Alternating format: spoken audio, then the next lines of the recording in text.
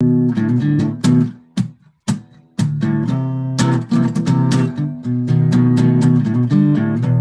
we're live.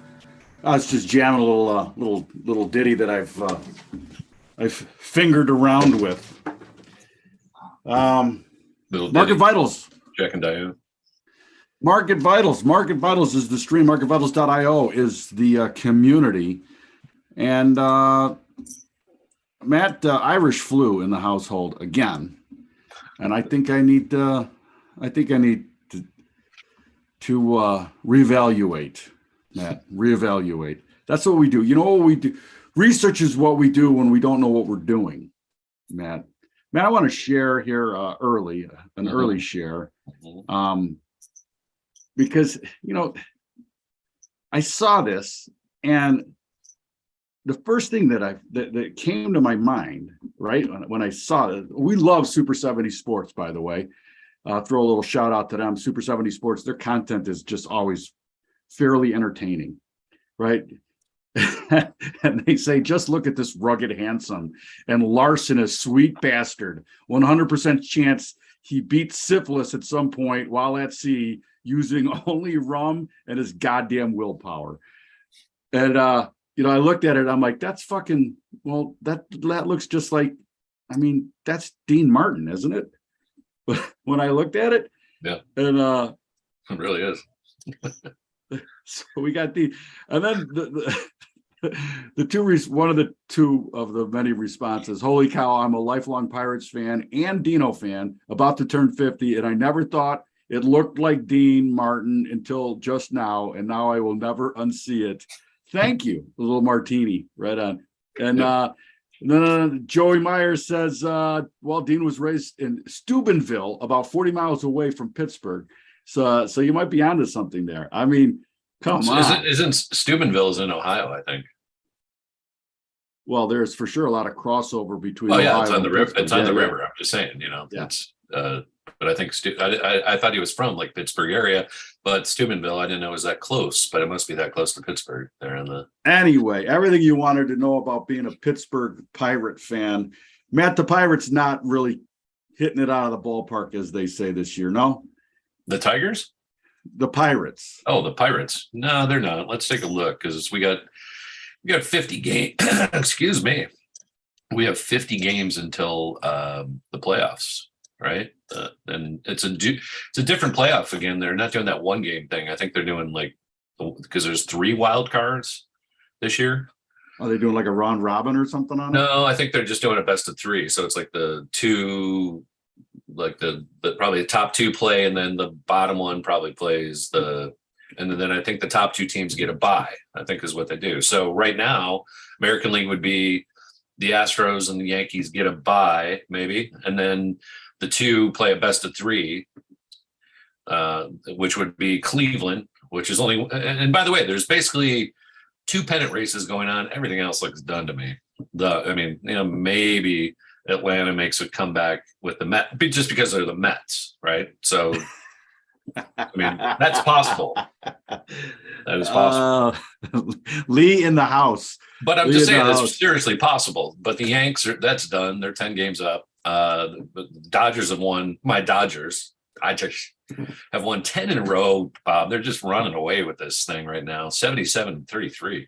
This is like the Tigers in 1984, that type of record. The Tigers finished with only, I think, 50 losses. They were like 112 and 50.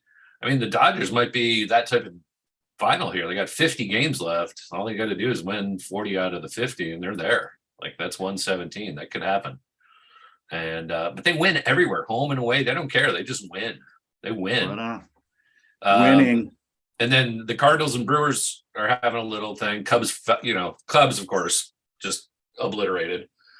They're 16 back, so their season's over. Done. And Pirates are right there with them. Their season's over, so they need some Dean Martinis themselves. Right. Listen. We were talking about sleep earlier, and I said the Tigers. My bet was 500, and that's not going to happen either. So, all right. So we're talking about sleep earlier, and is there any more unconscious you can get this time of year, laying on the couch with like the Cubs playing the Pirates. I They're mean, both yeah, 20 games out. yeah. How could you watch? How could you Right. even watch? And they're still on TV. And the announcer's like, yeah, we're in the top of the 7. We got a goose egg going here, 0-0. I mean, nothing going on. And then, it's like, hey, thanks to the Hillside Boys and Girls Club for coming out to the ball game today. Like any kind of filler possible. Well, the only thing that, like, I'm looking at this American League for the, again, for the wild card, which you basically have Seattle, you have the White Sox are in the hunt for this, believe it or not. You got the Twinkies, you got the Guardians, all those are the same, right? And then you got Tampa Bay, you got Baltimore, which is wow, even Baltimore's still in the thick of it. And the Boss Sox are still they're still outside of that wild card bubble. They're only 4 or 5 back from the leader here, which is 61. And the Mariners, so anything can happen. And the Mariners, being the Mariners, could collapse completely because they're the Mariners, and they could be out of it. So I guess that's the wild card battle there is kind of interesting. And then on the National League side again, it's runaway, with the Dodgers. Padres look like they're gonna be one of the wild cards. The Braves would probably be one. And then you got it's basically gonna be the second place team maybe here, or possibly the Phillies. I don't know. Again, there's some wild card action, I guess. It makes it 8 teams that are still in contention versus 2 though. Which I guess is better. When we were growing up, it was just 2 each way, right? Right, exactly. So, exactly. Yeah. And 162 games just to go home. Yeah. I mean, it's incredible. Hey, Matt, speaking of the basement, let's take a look at the bonds because we continually talk about nuance and the nuance of these bands rolling over and this washout today in the bonds. You got to pay attention to this. If you've caught this bond rally, and you've added to it, this is a completely different setup now. Closing here with this type of candle. Now, of course, the day's not over. They could rally them back, but you've rolled the bands over negative, right? You're strongly near those lows and the highs. So on the profile, I got to admit, this is actually a pretty good area to buy them. But going forward now with the negative slope. On the collar and on the momentum level is very bearish on this daily chart. Just wanted to bring it up. And you've been talking bonds and how you got to. Well, I've been talking that. I thought that we talked that 146 level, right? That's what we said. When it was hitting there and it tagged it, and we said that's the short area that I would want. And bring it up here. Bring it up on a profile because I love seeing the nuance of the levels. So it is. That's that hole. Same spot. Yeah, we're in this hole, which is also a double bottom because we were just here recently before the CPI, and then they had a little CPI blow off and reverse, right? And I'm going to zoom in on this, but yeah, to me, this looks like it wants to go back down here to the 138 level. I mean, it's broken now, and you really see it in the last couple days, and you see and serious selling, right? Nothing but like, get it off my books. That this is what this shows me. This spike, fall, and then again, just spike to the bottom of the breakdown again. Very technical. This is why I love the bonds. Look how it reacted on the profile here, just perfectly. Like if you're paying attention and trading the bonds, you had a big whoosh yesterday. You get the rally off the open early on the right off the open here, the 5 o'clock. And then whoosh again, that was the high of the day, and then straight down today. I mean, but look how it went to the top of that profile. It just filled it out perfectly. And now it's trying to get off the bottom, but it's struggling, Bob. It is struggling. And, we're late in the day already for the bonds. We only have, a couple hours left really for these because they close around noon on the Pacific coast. So, but this is not looking pretty as we go into Friday. And not looking pretty. And again, on that longer term chart that we started with here, you can see there's room down to, especially if we close below this today and tomorrow, right? On the weekend, that I'll be watching. Like, what are we going to do tomorrow on the close will be very important. I do. Right on. Matt, you shared in the network. Hold on one second. A thread, you shared it with me, and I was going to bring it in as clips, but let's just go to Market Vitals. And this is our private chat, you and I. And these were just the snips that you grabbed about housing. So, Yep. Well, I think the key thing is look at the listings and how many year over year this year versus last year, way up, right? So listings are up. That means giant. things aren't selling, as you see, because there's actually less new. What's the next one? The new listings, right? Right on. Those are actually down, right? Closed sales. Yep. Closed sales are way down. Like 30% ish. Yeah. Yep. So now price should fall in line with that. Price needs to fall 30%, 40%, I would say. Oh, and then our calculated risk Well, of being a Chicagoan. Well, I put that in there also because, again, I think this is really important. Biden's, he said he's not going to tax anybody over 400,000 anymore. Now everybody's being taxed, right? And now Chicago's broke, and they're like, oh, we need more money. We need more taxes too. I mean, people. Yeah, I mean, believe me, this is exactly why I left Illinois. Yeah, property tax. At least in Oregon, there's a statutory limit on to prevent a tax revolt, because that's what ultimately happens. And the tax revolt might not be people not paying taxes, but Illinois, New York, these type of places, they're just leaving. Right. That's the revolt. It's like, you know what? I saw my taxes go from 6,000 to 18,000 in a decade. That's a real tax. Yep. Property tax. All right, Matt, bring up a housing du jour. All right. Let's look at price discovery. And by the way, the housing stocks have been on a tear also. So I think, hang on one second. Housing stocks have been on a tear. I'm going to start with the IYR, and that is up here. It hit 102 today, new high on the move, all the way up from 86. And again, this is an ETF, so 14. We're talking $16. I mean, this has been a solid 20% rally here again, and it's astounding. It is absolutely stunning with interest rates going higher and the inventory is piling up. So again, everybody, the mindset is this is not even, again, I think. You saw the tweet, right, where it was somebody declares a bull market, NASDAQ in a bull market. Yep. But the point is everybody's chasing again, and everything, like all assets, gold's up, gold's up $115. We talked about that. It's all the dollar right now, and the dollar is down. So until that changes, until that dollar again turns around, I think it's really the only thing you need to watch, along with the bonds. The bonds are already telling you that it's, interest rates need to go higher again, and that little rally is done. And so they're already, that's not good for equities. So again, you just can't be chasing this market, I don't think, and then let's just look at XHB, which is the retail builders, whereas IYR has some commercial stuff in there. And this is just flying too, 51 all the way up to, what is this at 66 today? Again, another new high. Everything hit new highs again this morning, and then we sold off. But, it's not like we're taking out yesterday's lows really in anything. So I don't see much, today's Thursday, tomorrow's Friday. I don't see this market really. We'll see. For me, again, the first chink in the armor is take out yesterday's lows, and we haven't done that in a long time. We have not done that in a really long time. And that CPI rally, I guess this is a continuation of, 8.5% inflation is a good thing, because with the new tax policy that Biden just threw out there of 800 billion, inflation went from 8.5 to 0 in 2 days. It's amazing. They're good. Seriously, I'm being facetious, obviously. And then the other thing I wanted to talk about is, we talked about it yesterday, the Flying Burrito brothers. This was, yesterday, screaming short to me, screaming short. The gap up after a huge run, took out everybody's stops, anybody that had been shorting it late, from the earnings.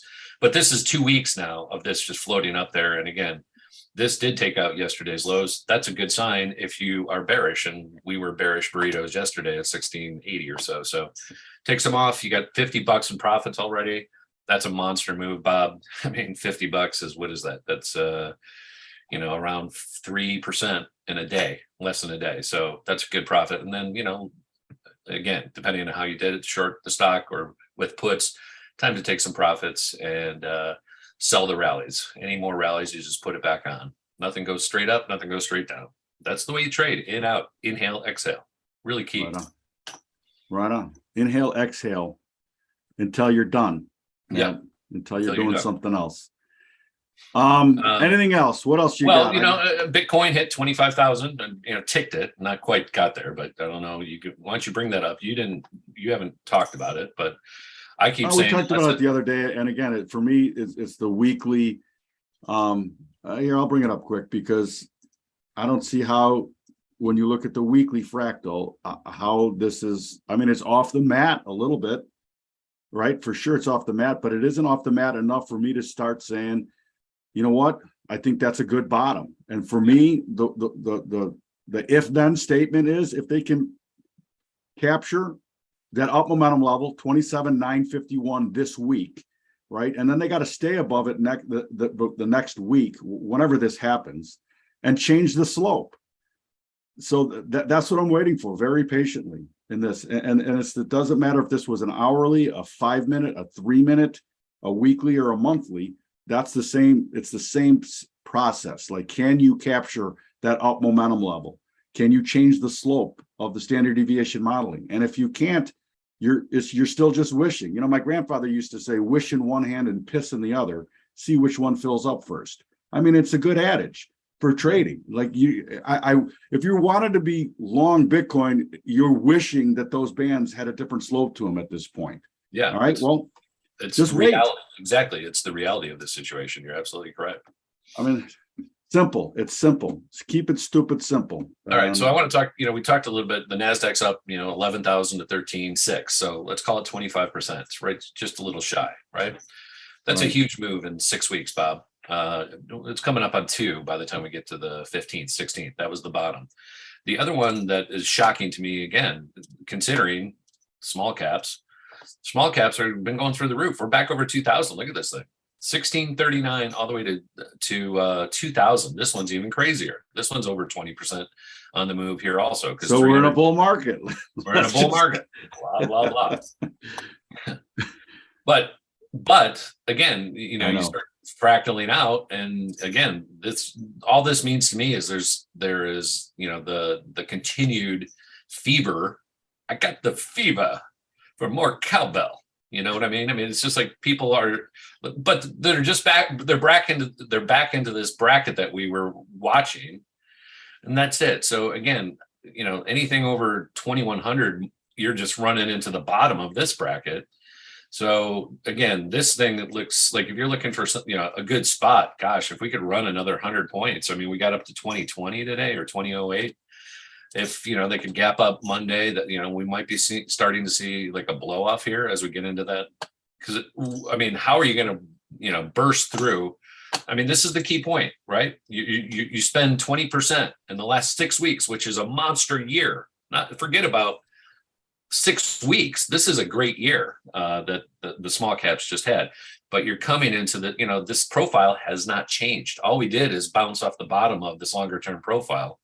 But we're right back into the, to the meat of it, basically 2,100 to 2,200. So again, you want to take it up there. There's plenty of people that I think are going to have an argument at that level, and it's not going to be. And so I bring this up just to say that, be careful, because the bonds are telling a different story. The dollar's not rolling over below the levels that we said, right? So those things are bearish for the overall equity market long term. CPI is 8.5. Okay, it wasn't 9, but that's beat the number game. And oil's back up to 94 today. So, again, oil's not going, if oil were at 75, you could make an argument. It's going down, and people would, and I would love to buy it at 75. I don't know if we're going to get there. I keep saying this, I keep saying it. I don't know if we're going to get there, Bob. I just don't know. Right on. On crude, but let's just bring that up real quick, because it's been bouncing hard, and same with Nat Gas had a huge move last night, this morning, and let's just look at crude here on the short-term chart again. New high all the way up. I think we might even hit 95 here. Yeah, 94, 91. I mean, just bullish. Look at this thing all week. So now Biden's talking about, gas is back under $5. Yeah, you knew as soon as they that there was just a matter of time before they were going to have to retract all of that shit. Yep. And again, that 87 level, it was a key level on the longer term charts, and we've talked about it. and it held this time. Maybe it won't, maybe it won't, but this chart is still pretty bullish on the long-term chart with 87 holding. And even if it, were to, and by the way, I'm going to point out this right here, right? This was basically our highs from, the first Biden, move in oil was to 85. Because when he took the reins back in January, oil was like $50 a barrel. So I don't care. Again, oil's up 100%, Joe, since you started. Period. There's, you're using Bob's wishing adage is all it is. Like, right. The whole thing is a big joke. And again, all we did is come to the top of this longer term profile. And now, okay, so we shook out some weak hands basically in that move, from the Russian noise, right? But we're just right back to where we were before the Russian noise. So we're just back to spring prices. Okay. and that's hurt a lot of, anybody that was chasing in this, right? They're down 30% if they bought 130 or 10 or 20, anyway. So if they can't take it down from here to, again, the 75 level, I don't. And Matt, when you look at it too, it looks like there's another bracket here now, 87 to $1.20, call it. Yeah, exactly. There is a bracket. Yep. Bingy. Yeah, or bingo. $12 even, $1.15. Yeah.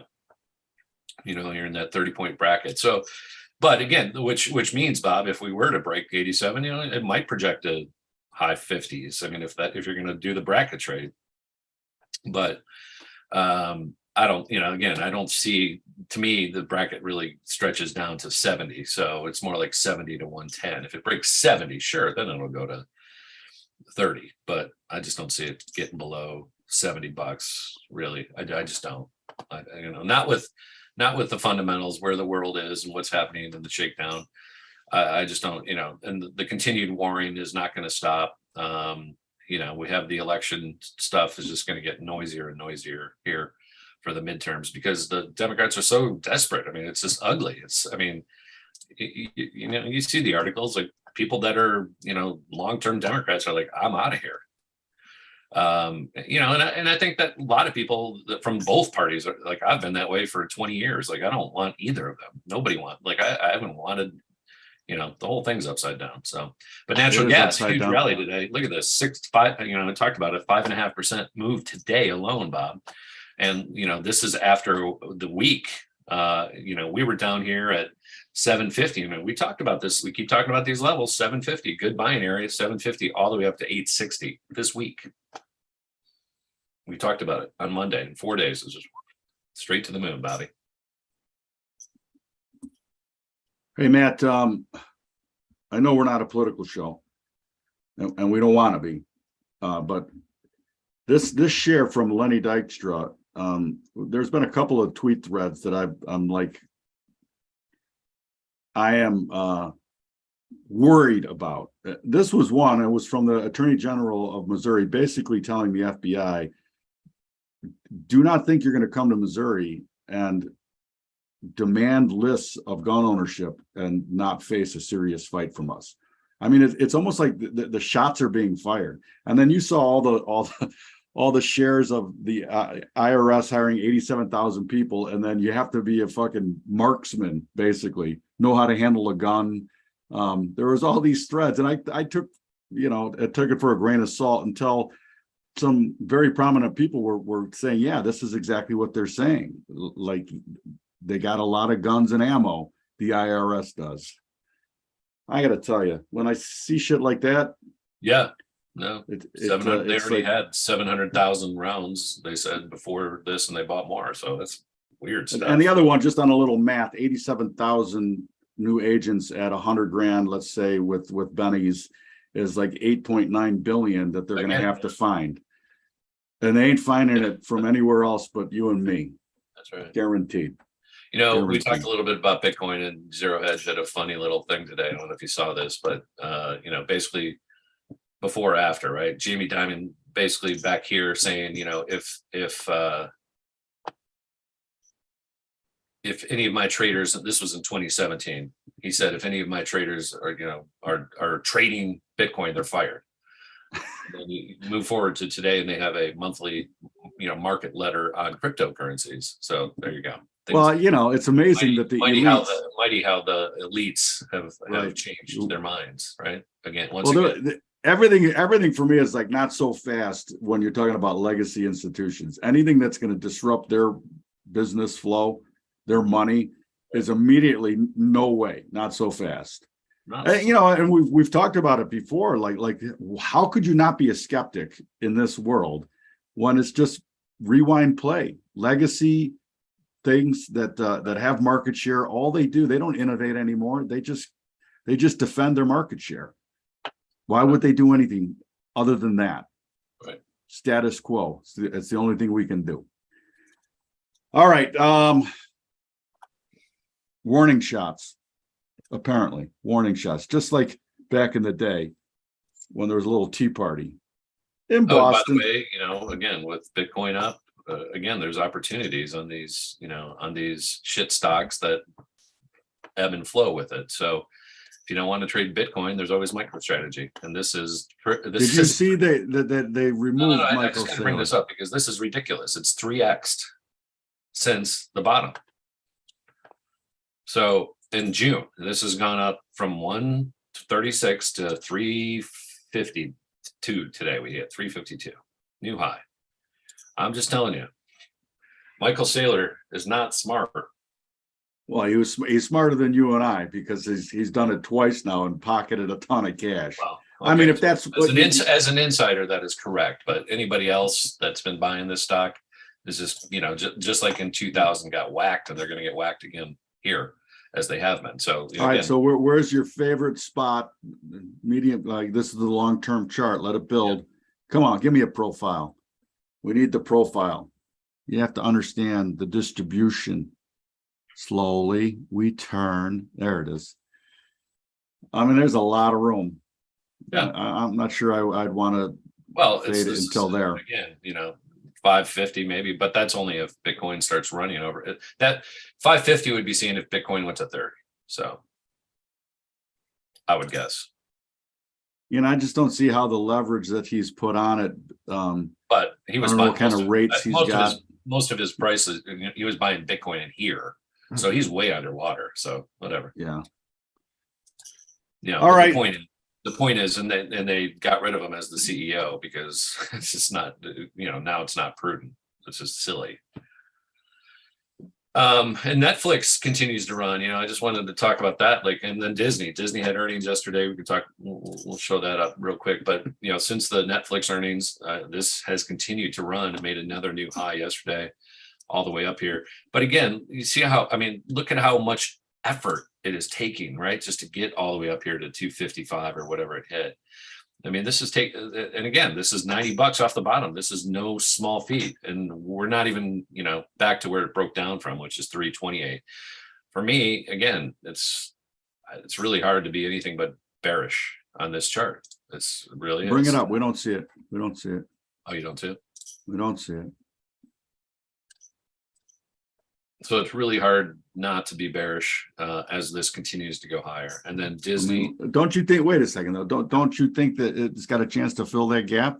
Yeah. Well, it's got a chance, of course, but I mean, it happened in one fell swoop. So this is what I'm saying. It's into this breakdown, but it's barely getting into it, right? It's barely getting into it. It's working its ass off just to do this. This is my point. This is like heavy lifting just to get back to, the breakdown that we saw in April, that earnings. This one, yeah, okay, we only lost 9. They still lost subscribers. They lost almost 1 million. They were predicting 2. And again, Disney, and then all these guys in Disney raises their rates on everything. So, I think ESPN started at $3-4 a month, and now it's up to like 10 or 12. It's ridiculous. I mean, it's just like the prices on this, tripled again in less than a year. But this is just today, this is today's market. It ran all the way up here pre-market, 124 or so. And again, coming back to the breakdown line, Bob, from 90 all the way up here to 120. That's a big and move. For me, that's a much better profile to play the dark side up towards that higher end of value, or even into that hole there. Yeah. Well, we're in the hole, so they're definitely for me right up to there. Exactly. Yes. Yeah, 131 area is a good area. Yeah. ledge me. And The again, ledger. this is, if if people are being pinched, I think this summer is like an anomaly summer because it's like they let us open up for the first time in 3 years. So everybody just said, screw it, I'm maxing out my credit cards, I'll deal with it later. Like, I think that's been the philosophy, for the everyday guy this summer. The winter's coming, Bob. Easy, Jon Snow.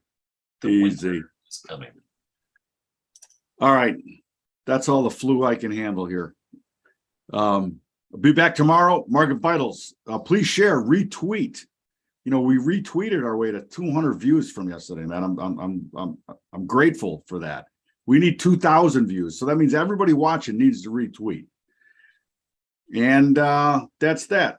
That's absolutely that. Thank you, Matt. Thank you, Lee. Lee's asleep in the production booth right now for sure. And we will see you tomorrow. Thank you, Matt. Bye.